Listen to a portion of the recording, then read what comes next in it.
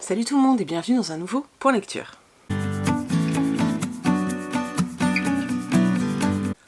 Aujourd'hui dans ce Point Lecture, j'ai 6 livres à vous présenter, dont un livre jeunesse qui m'a profondément touchée, qui était magnifique, et puis 5 romans de la suite de saga. Oui, d'ailleurs je vous ferai, je pense, mi-novembre, un petit débrief à mi-parcours de où j'en suis, hein, au niveau de mon Kill Saga, et je vous referai ensuite un autre point fin décembre ou début janvier pour vous dire si j'ai réussi. Voilà, vous verrez, surprise. Bref, on commence tout de suite.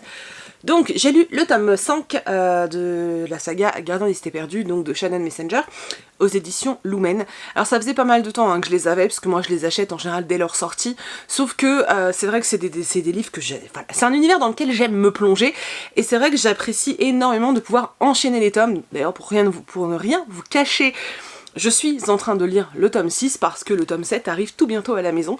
Donc je me suis replongée avec grand plaisir dans cette saga. J'avais absolument pas oublié le tome 4, surtout pas la fin. Donc j'attendais pas mal de réponses, quelques réponses que j'ai eues.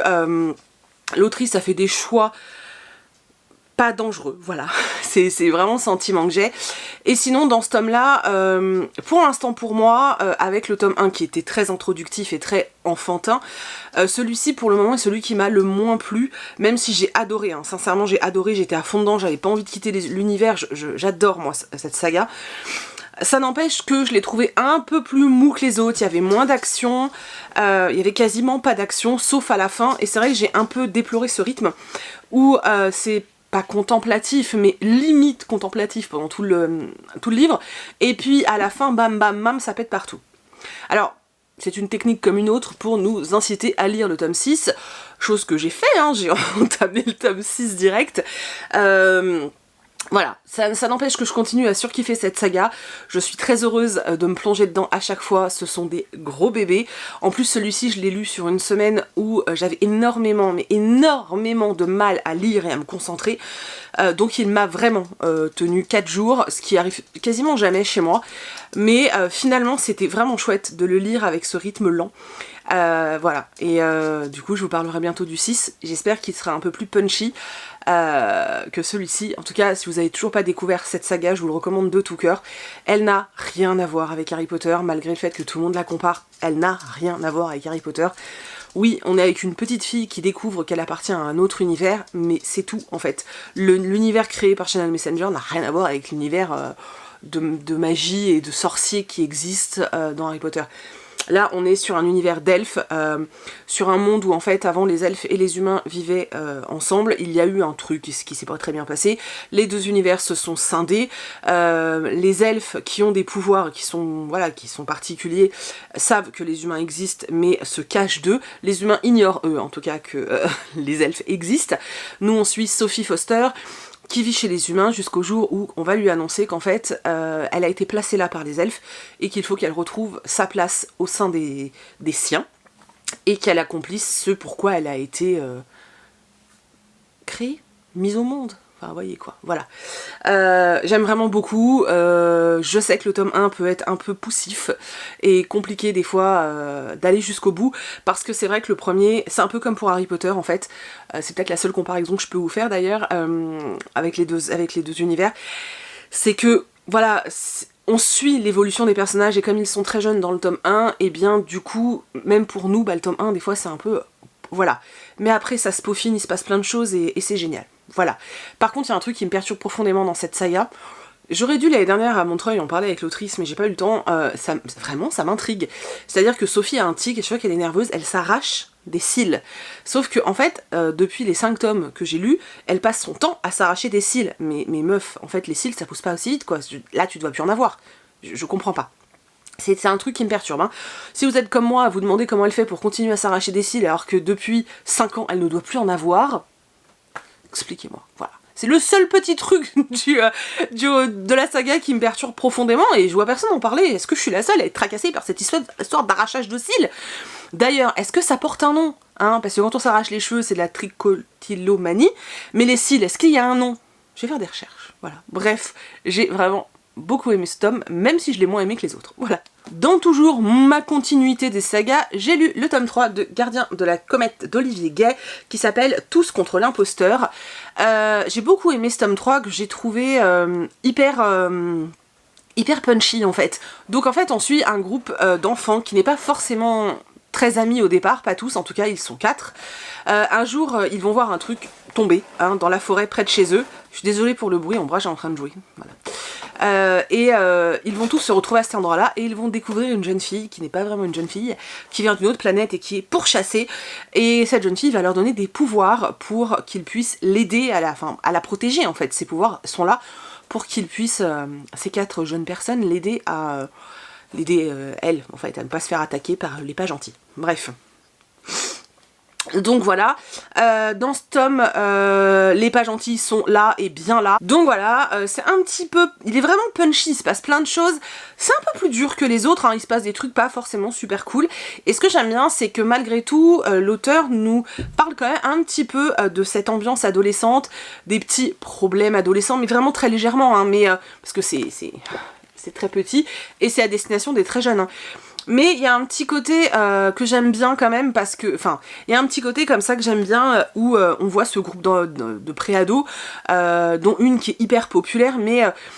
Voilà, l'auteur nous montre qu'elle a beau être hyper populaire, elle a pas une vie parfaite. Voilà, il y a des petites notions comme ça qu'on peut retrouver parfois dans le young adulte, en tout cas dans le young adulte que moi j'aime, qu'on va trouver là par petites touches, mais vraiment petites touches parce que c'est des romans très courts et on est plus sur la mission des enfants, mais c'est vraiment sympa. En tout cas, moi je vous la recommande de tout cœur. Si vous aimez la jeunesse, si vous avez des enfants, vraiment, elle est vraiment bien foutue, il y a plein de dessins, les personnages sont super attachants. Voilà, c'est vraiment cool, sincèrement c'est vraiment cool, et ouais, j'aime vraiment beaucoup et j'attends le tome 4. Voilà. On va rester dans de la jeunesse et je vais vous parler de Au service de Sa Majesté la Mort, le tome 1, L'Ordre des Revenants de Julien Hervieux chez Castlemore. Alors j'avais eu un énorme coup de cœur pour Orage Petit Seigneur des Ténèbres du même auteur, donc de Julien Hervieux, mais vraiment j'avais adoré sa plume, son humour, sa façon de détourner les contes de fées. Enfin, si vous avez toujours pas lu Orage Petit Seigneur des Ténèbres, je ne sais pas ce que vous attendez, mais foncez, foncez, c'est une pépite ce livre. Du coup, quand j'ai vu dans le catalogue Castlemore que Julien Hervieux sortait ce livre, sincèrement j'ai foncé dessus, il est arrivé à la maison, j'ai pas attendu très longtemps pour le lire, et j'ai bien aimé. Voilà, je suis pas du tout au même niveau que Orage Petit Seigneur des Ténèbres, qui a pas le même public. Orage Petit Seigneur des Ténèbres, c'est pour les plus jeunes, même si pour moi il y a une double lecture, bref. Mais celui-ci, alors il m'a pas, c'est pas que ça m'a déçu, c'est juste qu'en fait, j'ai trouvé que le rythme était bien plus lent, mais je pense que c'est simplement parce que c'est un tome introductif, où l'auteur nous met en place l'univers, nous met en place l'histoire de base, et je pense qu'ensuite, ça va puncher à mort, parce que déjà à la fin de ce tome-là, ça commence enfin à se développer, mais c'est vrai qu'on attend quand même le dernier tiers pour qu'il se passe quelque chose, mais pour moi c'est clairement de l'introduction. Donc on est fin du 19e siècle à Londres, on suit une jeune fille qui s'appelle Elisabeth qui rêve d'être autrice et qui rêve d'écrire. Le problème c'est c'est une femme, donc femme fin du 19e, voilà. Et du coup elle va se servir d'un prête-nom, donc d'un journaliste en fait, qui maintenant est complètement drogué et n'arrive plus à écrire. Donc elle va écrire et lui va signer de façon à ce que à ce qu'elle puisse quand même toucher de l'argent et que lui ne perde pas tout ce qui a été acquis pendant toutes ces nombreuses années de journalisme. Donc ils ont leur accord comme ça. Un jour, elle va se rendre compte que ce journaliste mène une espèce d'enquête. Donc elle va le suivre, sauf que en le suivant, il va lui arriver un truc très cool, puisqu'elle va se faire tuer. Là on se dit dès le début du roman, ok, l'auteur nous tue l'héroïne, comme ça, cash direct. Et en fait, Elisabeth, elle va se réveiller dans sa tombe avec quelqu'un qui vient la chercher et lui dit viens, je t'emmène. Et là on lui explique qu'en fait elle est maintenant au service de Sa Majesté la Mort. Voilà. Qu'en gros il y a des êtres humains qui arrivent à déjouer la mort grâce à de la magie, à du vaudou, à plein d'autres choses, qu'ils arrivent à déjouer la mort, et que la mort ça lui plaît pas, parce que si les gens commencent à savoir ça, ça va partir un petit peu en cacahuète. Donc comme la mort n'est pas contente, elle a engagé un espèce de groupe de morts-vivants, de morts-vivants, qui sont là en fait pour réguler tout ça et faire en sorte que ceux qui ont échappé à la mort n'échappent plus à la mort et soient zigouillés. Donc elle au début elle est pas hyper enjouée, c'est-à-dire que on lui annonce que c'est une morte vivante, hein, donc effectivement qu'elle est morte, qu'il faut surtout pas qu'elle en parle, parce que si elle en parle à qui que ce soit, et encore plus à sa famille, eh bien elle va retourner trépas, hein, voilà, elle ne pourra plus exercer cette profession magnifique, qui est un peu l'équivalent d'une faucheuse, mais une faucheuse juste pour ceux qui ont échappé à la mort, on a tous compris, hein. Et surtout on lui dit qu'elle va devoir faire en sorte que des gens meurent en fait, donc sur le coup elle est pas très voilà, ça la branche pas du tout. Elle va être chapeautée par une petite team, parce que en fait dans chaque pays il y a un groupe comme ça, hein, qui est là pour réguler, hein, ce qui doit être régulé.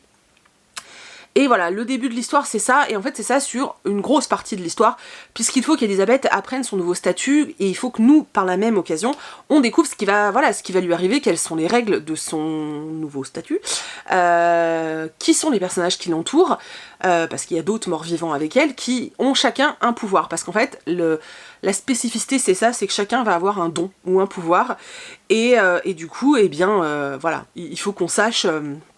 Voilà, l'auteur en fait nous met tout ça en place. Alors c'est vrai que sur le coup, moi je m'attendais, comme il est court, à ce que ce soit peut-être un peu plus dynamique, et en fait, quand je l'ai lu, j'étais en mode, c'est long quand même, enfin voilà. À la fin, il commence à se passer des choses, parce que forcément, vous doutez bien qu'il y a vraiment des gens qui font tout pour ne pas mourir, hein, donc ils sont prêts à plein de choses. Va y avoir une histoire de livre qui dévoile des secrets, et sur lequel il va y avoir, je pense, toute l'intrigue maintenant des autres tomes. Je sais pas combien de tomes sont prévus, je sais que le deuxième est déjà prêt, hein, puisque je l'ai vu dans un catalogue, mais je sais pas combien de tomes sont prévus. En tout cas, la fin nous laisse présager vraiment beaucoup d'aventures, et c'est vraiment cool en fait, c'est vraiment cool si on suit si on suit la ligne en fait qui nous est donnée à la fin de ce roman. J'ai beaucoup aimé, franchement j'ai beaucoup aimé. On retrouve moins l'humour de l'auteur qu'on pouvait avoir dans l'autre roman dont je vous ai parlé. En même temps c'est pas vraiment le but, hein, de celui-ci, mais j'avoue que j'aime énormément l'idée. J'aime beaucoup Elisabeth, je pense qu'elle qu'elle nous promet plein de choses. J'aime beaucoup le docteur, je vous laisse découvrir qui il est. J'aime beaucoup les personnages, et j'ai hâte d'en savoir plus sur chacun d'eux, et j'ai hâte de continuer cette saga, même si ce tome là est clairement introductif. Je pense qu'il faut quand même se noter cette saga et la surveiller de près, parce que je suis sûre que l'auteur peut vraiment nous faire quelque chose de génial, et j'avoue très honnêtement que j'en attends beaucoup du tome 2, et j'ai vraiment hâte de pouvoir le découvrir et de voir si on va vraiment dans la direction que j'espère en fait. Voilà, en tout cas s'il vous intéresse, n'hésitez pas à vous lancer, en sachant que c'est introductif, que c'est la mise en place de l'univers et de la situation. Voilà, mais c'est normal, dans tous les tomes c'est comme ça, sauf que là comme on est dans de la jeunesse, voilà, il se passe moins, il y a moins de choses, enfin le roman est plus court quoi. Mais c'était quand même chouette, franchement c'était quand même chouette, et ouais, je peux vraiment vous le recommander. Voilà, et si vous ne voulez pas être déçus, dites-vous juste que c'est introductif. Mais, ouais c'est tout. Mais moi j'ai vachement aimé, hein, et je lirai vraiment la suite, vraiment. Ça fait 3 fois que je le dis, je me tais. Je vais maintenant vous parler de Nola Forever de Fabien Fernandez, dans la collection électrogène romance chez Gulfstream. Ce petit livre en or. Alors il faut savoir que, pas les livres que je vous ai présentés, mais ceux d'avant je crois, je les ai pas fait dans l'ordre, bref. J'ai eu une semaine très compliquée de lecture il y a quelques temps, enfin 10 jours même, où je n'arrivais quasiment pas à lire, tout ce que je lisais ne me plaisait pas, j'ai abandonné 5 livres en 10 jours, voilà. Parce que j'accrochais pas, parce que le style me plaisait pas, enfin c'était vraiment dernièrement très dur, et du coup, à part aller dans des choses sûres telles que Gardien des cités perdues, je n'allais plus vers ma bibliothèque, hein, parce que trop peur d'être déçue tout le temps, enfin voilà, je n'y allais plus, hein, clairement. Et puis au bout d'un moment, je me suis dit, bon allez, t'avais très envie de lire Nola Forever, tente le coup, et j'ai eu peur parce que je me suis dit, si celui-là me fait le même effet, je vais pas m'en sortir quoi. Et en fait, je l'ai littéralement bouffé. Donc merci, hein, merci Fabien Fernandez, parce que ça m'a sorti du mauvais mood dans lequel j'étais avec les derniers livres là, que j'avais essayé de lire. J'ai vraiment beaucoup aimé. Je suis à la limite de dire que j'ai adoré. Le problème, c'est qu'en fait, il y a 2-3 trucs qui m'ont vraiment dérangé, mais ça m'est propre. Mais s'il n'y avait pas eu ces 2 trucs, parce que c'est 2 trucs en fait, s'il n'y avait pas eu ces 2 trucs, j'aurais surkiffé. Il est surprenant, il est intéressant, il est addictif, c'est vraiment génial en fait. Mais, voilà. Donc on est clairement dans une réécriture de Roméo et Juliette, sauf que ça se passe à la Nouvelle-Orléans de nos jours. Donc Nola c'est pour la Nouvelle-Orléans, hein, je précise. Ce qui va se passer, c'est qu'en fait, on va nous raconter l'histoire, une jeune fille qui s'appelle Dakota, qui est journaliste, va nous raconter l'histoire de Julian et Roxane. En fait, elle a reçu quelques temps avant des cassettes, une clé USB, où dessus il y a des enregistrements vidéo de Julian et de Roxane qui racontent leur histoire. Parce qu'en fait, ce sont des amants maudits qui sont morts et qui correspondent à des familles très importantes de la Nouvelle-Orléans, et du coup ça a fait tout un bordel dans les journaux. Et en fait, elle veut mettre à jour la réelle histoire de ces deux personnages-là. Et elle va nous raconter l'histoire, mais elle nous raconte l'histoire à travers son enquête en fait. Puisqu'elle va commencer à enquêter sur les personnages, savoir qui ils sont, savoir pourquoi ils en sont arrivés là. Et à travers son enquête, nous, on va découvrir l'histoire de Julian et de Roxane. Donc on a des passages qui sont racontés par Dakota, où elle nous parle de son enquête, qui elle va voir, quelles sont les personnes qu'elle va interviewer, etc. Et on a d'autres passages où ce sont en fait les vidéos. Donc ça va être raconté par Julian, puisque ça va être par exemple un passage où Julian parle dans la vidéo. Donc on a par exemple, juste avant que ce soit, voilà, juste au début du chapitre, on va avoir une petite partie qui nous dit voilà qu'il est assis sur un canapé, blablabla, et ensuite on l'écoute parler. De temps en temps il y a des séquences où c'est Roxane qui parle. Voilà, on a une alternance comme ça. Et tout au long de l'histoire, on suit l'histoire. Alors, c'est clairement une réécriture de Roméo et Juliette, puisqu'on va être dans une histoire où Julian a été incarcéré, il sort de prison, grosse déception amoureuse, il travaille dans un restaurant parce qu'il est passionné de cuisine, son cousin va lui proposer d'aller lui filer un coup de main pour servir dans une grande maison. Cette maison, c'est la maison des Chapelains. Voilà. Lui, il est un Montogus, je sais pas quoi. C'était un jeu de mots, hein, ça se rapprochait beaucoup. Et en fait, les deux familles se détestent depuis des années. Julian était en prison parce qu'il était accusé d'avoir tué quelqu'un de l'autre famille, donc des Chapelains. Les familles s'entendent pas du tout, c'est une haine vraiment très profonde entre les deux. Bref, il va faire le service, il va croiser Roxane, en tomber éperdument amoureux, et ils vont vouloir vivre ensemble, sauf que la famille de Roxane veut la marier avec un certain Paris. Voilà, c'est vraiment, si tu connais Roméo et Juliette, tu connais l'histoire de ce roman, mais c'est vachement bien foutu. C'était vraiment cool, c'est moderne, c'est surprenant, je peux vous assurer que c'est surprenant. Je me doutais de ce qui allait se passer, mais j'ai trouvé ça quand même super cool. Maintenant, j'ai eu deux problèmes.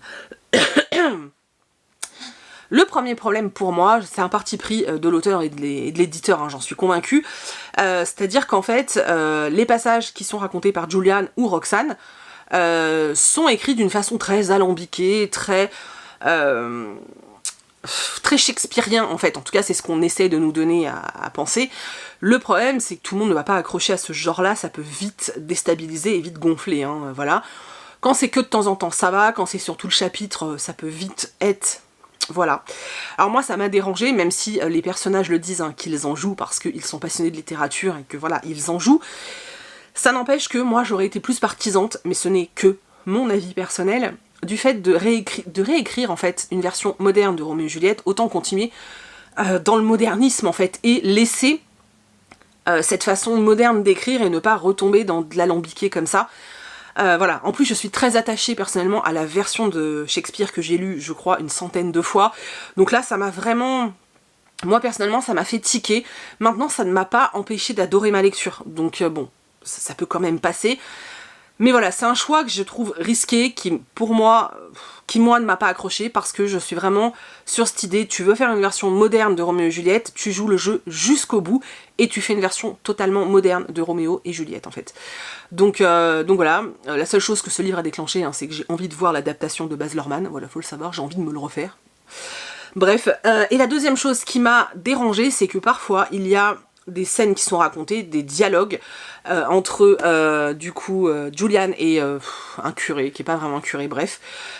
Et alors là, c'est du bavardage, enfin je veux dire, il y a des moments, c'est trop quoi. Ils font que bla bla bla bla, ça n'apportait pas grand chose, toujours d'après moi, à l'histoire, et ça me saoulait en fait. Je trouvais ça bavard, et j'aime pas trop quand c'est bavard en fait. Même si moi je suis bavarde, voilà. C'est vraiment les deux petits points qui m'ont dérangé, mais qui ne m'ont pas du tout empêché de surkiffer cette lecture. Je vous recommande de tout cœur de découvrir Nola Forever, déjà parce qu'il faut découvrir l'auteur. Voilà, il faut découvrir Fabien Fernandez. Quand il parle des villes, c'est magnifique, c'est-à-dire qu'il arrive toujours, alors un peu moins dans ce roman-là, mais il arrive toujours à placer la ville où il place son histoire, il arrive à placer cette ville quasiment en tant que personnage. C'est-à-dire que dans Détroit, là, Détroit était carrément un personnage, hein, on lui donnait la parole, mais là, dans Nola, en fait, on sent que cette histoire pouvait pas avoir lieu autre part, c'est cette ville, les personnages appartiennent à cet endroit, enfin, en plus c'est très fort parce qu'il nous parle beaucoup de Katrina, de la, voilà, de tout ce qui s'est passé, de ce que ça a engendré, etc. Et vraiment c'est une force, je trouve, qu'il a, et c'est un truc qu'il exploite encore dans ce roman, et je trouve ça génial. J'espère qu'il continuera comme ça, parce que moi ça me plaît beaucoup, en fait. Voilà, donc ça peut être pas mal. Maintenant, si vous aimez pas la romance, passez votre chemin, parce que c'est clairement de la romance, même si c'est, même s'il y a un côté où Dakota cherche à comprendre ce qui s'est passé, et qu'il y a quand même des surprises, ça n'empêche que bon, ça reste de la romance, mais c'est vraiment un chouette roman, je vous le conseille de tout cœur. Voilà, il est loin d'être parfait, mais il est vraiment génial. Moi j'ai passé un super moment, il m'a sorti de ma crise de je n'arrive pas à finir un roman parce que tout ce que je lis me plaît pas, et du coup rien que pour ça, voilà. Et non, il est vraiment top, je suis très contente de l'avoir lu, et voilà, n'hésitez pas. Le dernier roman dont je vais vous parler, il s'agit de La vie est belle et drôle à la fois de Clarisse Sabard aux éditions Charleston. C'est un roman que j'ai demandé à Mathieu, donc des éditions Charleston, parce que j'avais très envie de lire un livre de Noël, et j'avais très envie de lire un livre de Noël de Clarisse Sabard, tout simplement. Et je sais pas pourquoi, j'étais persuadée et convaincue qu'il n'allait pas être cucu. Voilà, parce que j'ai pas mal de romances là, de Noël qui sont prêtes. Mais je sais, hein, en entrant dedans, qu'elles vont être complètement cucu, gnangnan, genre tout le monde est beau, tout le monde est gentil, voilà, je le sais. Et j'avais envie d'autre chose aussi, et en fait je suis hyper contente parce que les attentes que j'avais, eh bien voilà, ce livre y a répondu tout à fait, et c'était trop bien. Donc, dans ce roman, on va suivre Ella. C'est Ella, hein. Non, c'est Lena. Je suis en train de lire autre chose là où la meuf s'appelle Ella. Oui, mais tous les auteurs prennent des noms qui se ressemblent aussi. Bref, donc on suit Léa, qui est une jeune femme, une trentenaire, qui vit à Nice, qui mène sa petite vie, et en fait, pour les fêtes de Noël, sa mère va l'inviter, elle et son frère aîné, à venir dans sa maison, en pleine montagne et dans un petit bled, à passer les 15 jours de vacances dans la maison. Donc Léa et Tom, donc son grand frère, et Violette, la fille de Tom, donc la nièce de Léa, débarquent dans la maison, et en fait ils trouvent un mot de leur mère qui leur dit qu'elle a plein de rêves à réaliser, qu'elle ne sera donc pas là, et que faut qu'ils en profitent pour passer du temps ensemble. Alors, autant vous dire que sur le coup, Léa est franchement pas contente, parce que Léa déteste Noël. Alors elle déteste pas Noël juste pour détester Noël, c'est pas genre la chieuse, elle a une vraie raison, et on va le découvrir au fur et à mesure du roman, avec un mini, je dis bien mini secret de famille. Donc voilà, elle a vraiment une raison pour pas aimer Noël, et du coup voilà, c'est pas juste le vieux cliché de oh non j'aime pas, c'est nul, tous les bons sentiments, c'est pas du tout ça, elle a une raison, voilà. Du coup elle, si elle était venue, c'était uniquement pour faire plaisir à sa mère. La maison voisine de celle de sa mère, c'est celle de sa grand-mère, donc elle s'était dit que voilà, elle allait voir toute la famille, leur faire plaisir, et finalement elle se retrouve un peu le bec dans l'eau, parce que elle est venue, sa mère est même pas là, elle ne dit pas où elle est, personne ne sait où elle est, elle se retrouve avec son frère et sa nièce qui est juste délirante, moi elle m'a fait délirer. La situation de son frère est compliquée parce que il est... c'est pas fifou en ce moment avec sa femme, donc il est venu seul, et je vais pas, voilà, j'entre plus dans les détails, sachez juste que c'est une histoire de famille avant tout, d'amour bien sûr, mais d'amour fraternel, vous voyez, de cette belle famille qui finalement s'aime profondément, et c'était magnifique, de retour aux sources, parce que ils reviennent dans cette ville où ils ont grandi. Léa va y redécouvrir des personnes, un homme en particulier, donc oui, il y a une romance, mais c'est pas la romance qui prend le dessus sur le livre, et c'est ça que j'ai adoré, parce que l'histoire, c'est pas la romance de Léa. L'histoire, c'est pourquoi Léa déteste Noël, qu'est-ce qui s'est passé il y a tant d'années pour qu'aujourd'hui elle aime plus Noël. En même temps, on est dans ce truc de on se retrouve enfin tous ensemble, et il faut qu'on essaie d'arranger les choses.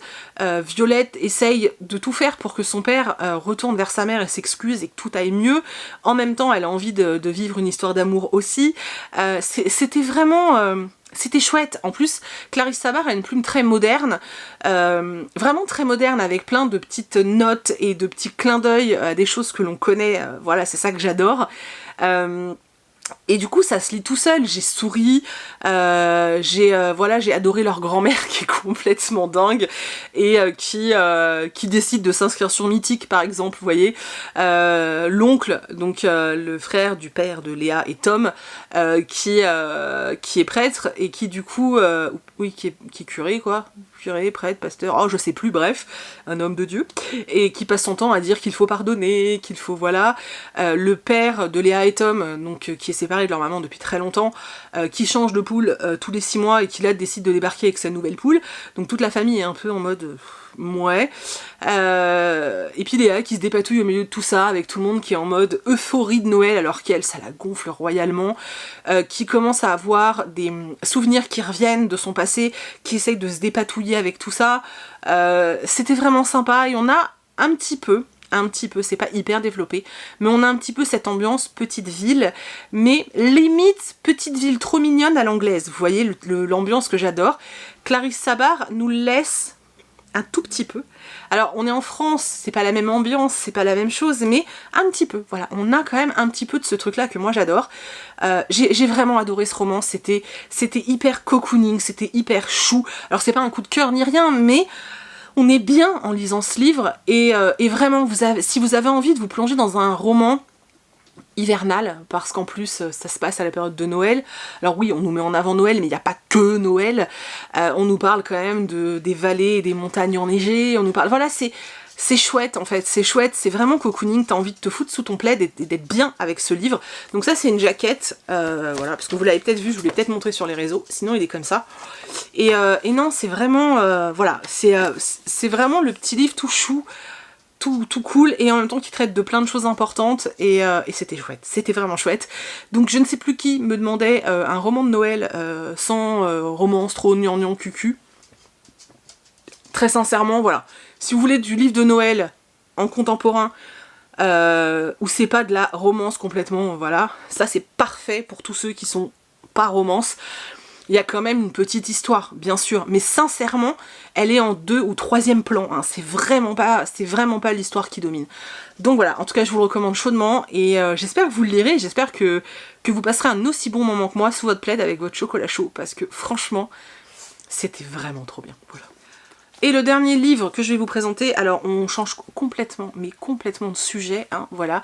Donc il s'agit de Capitaine Rosalie de Timothée de Fombelle, illustré par Isabelle Arsenault, donc aux éditions Gallimard Jeunesse, et ce livre est un petit coup de cœur. Donc c'est un roman graphique, limite, voilà, limite album pour enfants. Je vous montre. Voilà. Avec un travail éditorial incroyable. Alors, dans cette histoire, on va suivre Rosalie, qui est une petite fille qui a 5 ans, il me semble. On est en 1917, elle vit seule avec sa maman, puisque son père est parti pour la Grande Guerre. C'est une période qui est très dure, hein, parce que sa mère doit aller travailler à l'usine, en fait. C'est ce qui s'est passé hein, pendant la Grande Guerre. Les femmes allaient travailler à l'usine, puisque toute la main-d'œuvre, donc tous les hommes, étaient partis à la guerre. Petit rappel juste pour les plus jeunes d'entre nous. Et en fait, du coup, sa mère ne peut pas s'occuper d'elle, donc elle place Rosalie dans l'école du village. Et la petite, en fait, elle reste au fond de la classe parce que elle est très jeune. Et elle s'imagine plein d'histoires. Donc elle s'imagine être le capitaine Rosalie. On comprend pas trop son univers, alors on sait qu'elle essaye de s'évader comme ça, mais c'est vrai que c'est chelou au départ. C'est mignon, mais c'est vrai qu'au début on se dit quoi, mais pourquoi ? Et la maman et Rosalie ont un petit rituel de temps en temps, elles lisent les lettres qui arrivent de son papa qui vient du front, et la petite écoute les histoires de sa mère, je dis bien écoute les histoires de sa mère, jusqu'au jour où il y a une lettre particulière qui va arriver et que la maman va pas lire à sa fille. J'ai envie de pleurer, putain c'est horrible, je suis désolée, mais t'as des livres comme ça qui touchent en fait, et oui, je sais, en ce moment c'est beaucoup de livres sur la guerre, je suis désolée, mais et en fait la petite va se rendre compte hein, du haut de ses 5 ans qu'il y a un truc pas clair, et elle va prendre une décision, elle va faire un truc qui était beau en fait, auquel je m'attendais pas du tout, pour savoir ce qui s'est réellement passé. Je peux pas vous en dire plus parce que je veux pas vous spoiler la fin de ce livre qui est magnifique. C'est vraiment du livre pour très jeunes et en même temps il a réussi à me faire pleurer, c'est quand même franchement fort. Je trouve que Timothée de Fontbelle a fait un truc sublime. Vraiment sublime avec cet ouvrage. J'accroche pas tout le temps hein, à la plume de cet auteur. Très sincèrement, j'accroche très, très rarement même si je reconnais qu'il a une plume magnifique, j'accroche rarement à ses univers. Et là, ce qui m'avait envoûté, c'était le thème, hein, forcément, et puis les dessins, le style du livre, etc. Et en fait, quand je me suis plongée dedans, je m'attendais à rien. Enfin, je m'attendais à une histoire, mais sans m'attendre à beaucoup de sentiments ni rien. Et c'est vrai que on me demande souvent comment je sais si j'ai un coup de cœur ou pas. Et en fait, moi, je marche au sentiment. Si le livre m'a retourné les boyaux et les tripes, eh bien, ce qui est un peu la même chose, moi, il faut que j'ai de l'émotion, en fait. C'est-à-dire que parfois, il y a certains livres que j'adore, où la plume est sublime, mais je ne ressens rien, et voilà, ça marchera pas. Et d'autres fois, il y a des romans où je reconnais qu'ils sont pleins de défauts, que c'est pas forcément extrêmement bien écrit, que c'est pas forcément, voilà, qui ont plein de défauts, mais qui pourtant me font tellement vibrer, me font enfin voilà, j'ai un espèce d'ascenseur émotionnel, et du coup ça match. Et il y a aussi parfois des livres où l'écriture est splendide, et où l'émotion est là. Ça m'a fait ça avec Le Chant Noir des Baleines, dont je vous ai parlé la semaine dernière, où là tout est réuni, l'écriture magnifique, les personnages attachants, et plein d'émotions, et ça a fait ça aussi avec ce livre-là, parce que malgré le fait que ce soit pour les enfants, je trouve ça très bien écrit, c'était magnifique. Franchement, c'était magnifique. Je vous le recommande vraiment, découvrez ce livre, découvrez cette fin qui est bouleversante, touchante, qui a un petit côté magique aussi. Voilà, c'est cette petite fille qui s'évade dans son monde comme ça, c'était magnifique. Voilà, j'ai la chair de cocotte. Donc voilà, je pense qu'il est trouvable en médiathèque. S'il l'est pas, comme d'habitude, pour ceux qui peuvent le faire, n'hésitez pas à le commander hein, à votre médiathèque, parce que je pense que c'est un bel ouvrage à placer dans une médiathèque, dans une bibliothèque scolaire, etc. Très sincèrement, si j'étais encore dans mon ancien taf, je pense que je l'aurais fait acheter, parce que réellement, ouais.